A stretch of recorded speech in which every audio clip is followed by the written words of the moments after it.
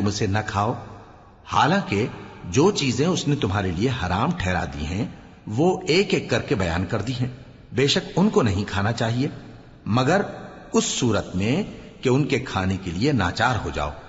اور بہت سے لوگ بے سمجھے بوجھے اپنے نفس کی خواہشوں سے لوگوں کو بہکا رہے ہیں۔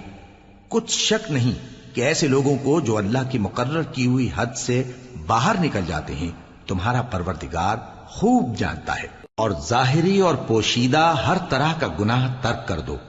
جو لوگ گناہ کرتے ہیں وہ عنقریب اپنے کیے کی سزا پائیں گے۔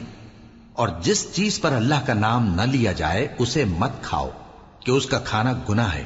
اور شیطان لوگ اپنے رفیقوں کے دلوں میں یہ بات ڈالتے ہیں کہ تم سے جھگڑا کریں، اور اگر تم لوگ ان کے کہے پر چلے تو بے شک تم بھی مشرک ہوئے۔